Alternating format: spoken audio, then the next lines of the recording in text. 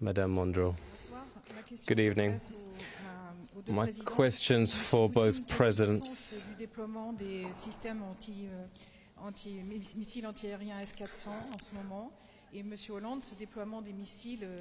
Why have you used the S-400 missile system there, and President Hollande, does that correspond to the spirit of this international coalition?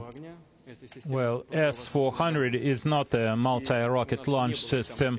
It's an air defense system.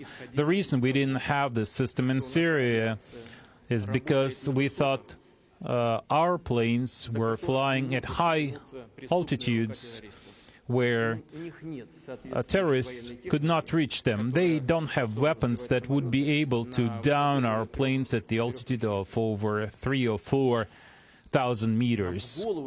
And we could never think that we could be stabbed in the back by a country we regarded as our ally. Our planes operated at altitudes of 5,000 or 6,000 meters, and they were completely unprotected against potential attacks from fighter jets. We could never imagine that that would be possible. Otherwise, we would deploy such systems in the area, protecting our bombers against possible attacks. And there are other technical capabilities available to us. We could deploy our fighter jets, accompanying our bombers, or at least deploy some technical capabilities like decoys and other means of protection. But we never did it because we regarded Turkey as our friend. We never expected an attack from that side. This is why we regard this attack as that of a traitor. But now we know that this is possible. Our people were killed there, and we have to protect our planes. This is why we deployed a modern system, S-400. It has a pretty long range, and it's one of the most effective systems of the kind in the world. But we will not stop there. If we have to, we will also deploy our fighter jets in the area, and we will use other means as well, radio electronic warfare and so on. We have many different capabilities, and this doesn't contradict what we do with the US-led coalition.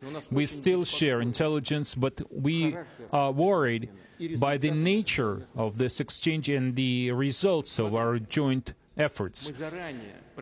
Look, we told our US partners in advance where and when and at what altitudes our pilots were going to operate. The US-led coalition, which includes Turkey, was aware of the time and place where our planes will operate, and this is exactly where and when we were attacked. Why did we pass this information to Americans? Either they don't control their allies, or they just pass this information left and right without realizing what consequences of such actions might be. We will have to have a serious talk with our US partners. But our air defense systems are not to be used against our partners in fighting terrorists in Syria.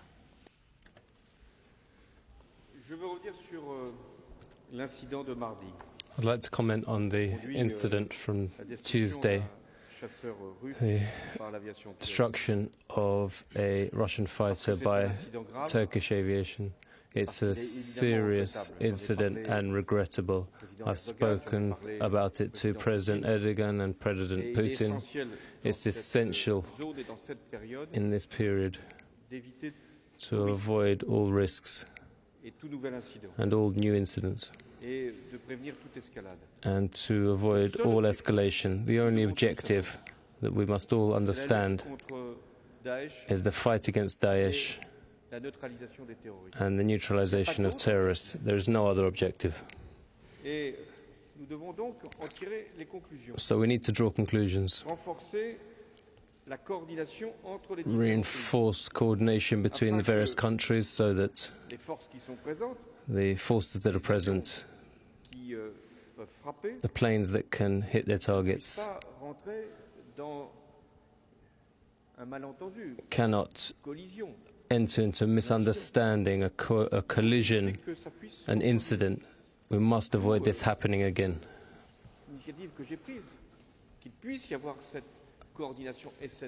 So I'm taking this initiative so that we can have this coordination with the indicated goal. So what we've discussed with President Putin is a very important point. It's to hit only terrorists, only Daesh and the jihadi groups, and not to hit the forces and groups fighting terrorists. So indeed we've exchanged information on that subject. What can and what should not be hit. So it's a double effort, a double coordination to avoid these incidents between all the countries fighting in Syria against terrorism. And secondly, so that we can have targets that each person and each country can understand. The final question from Russian media, Interfax, please.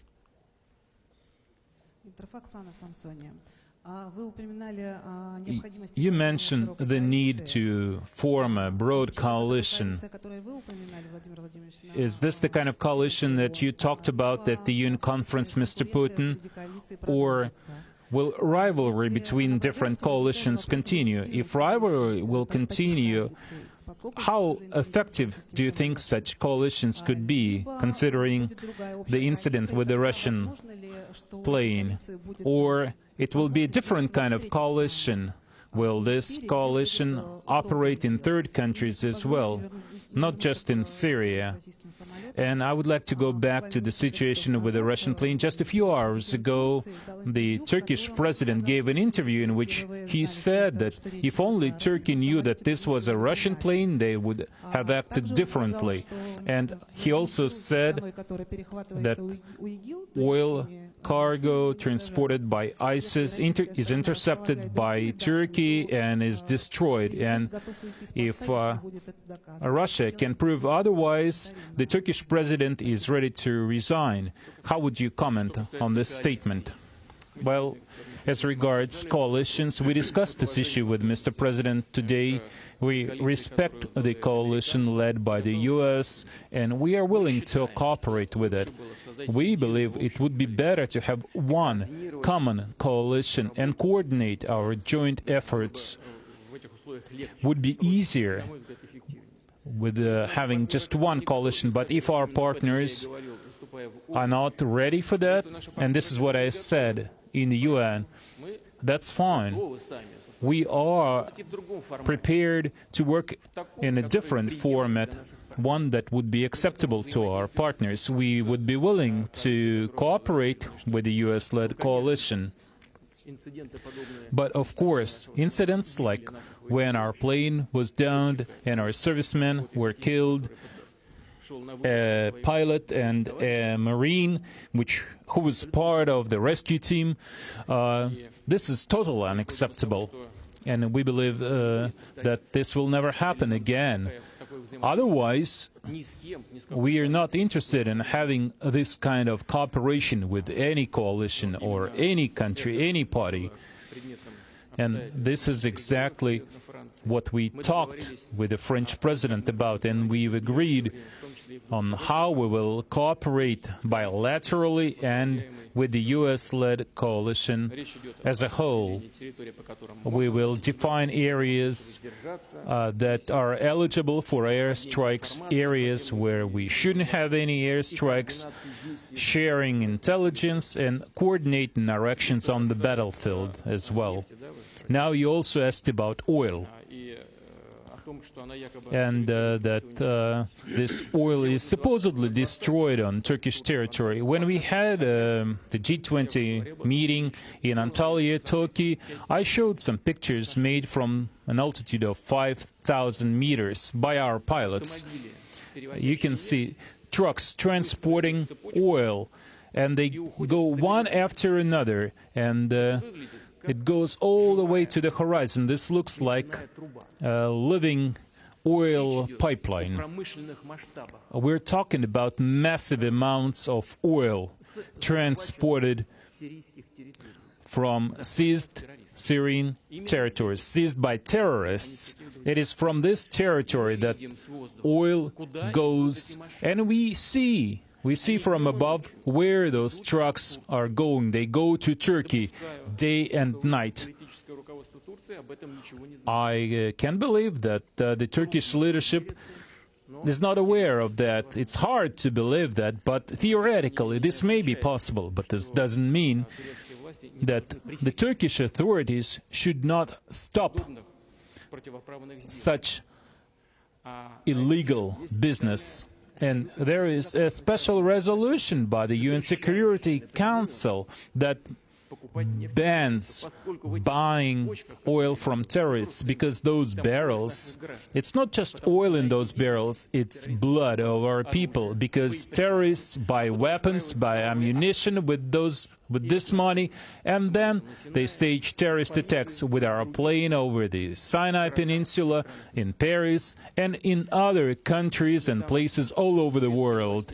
If the Turkish authorities refine oil or destroy this oil, we don't see any smoke from them burning this oil, because we're talking about massive amounts of oil, and they would have to build a special plant to destroy this oil. So if the Turkish authorities are not aware of what is actually happening there, I'm willing to believe that they really are not aware of it. It may be corruption or something else, but then they should sort this out. But we see trucks going to Turkey full of oil all the time, and then they go back empty, and then once again they are loaded with oil and go back to Turkey and come back again. We see this day and night all the time. Now, you also mentioned if the Turkish president should resign or not. It's not up to us, it's up to the people of Turkey. We have never interfered into such matters, and we are not going to. But it's a shame that the unprecedented level of our relations with Turkey that we've achieved in the last decade, in recent years, we had a very high level of relations. Turkey was our friend, almost an ally. And it's a shame that this was destroyed in such a foolish manner.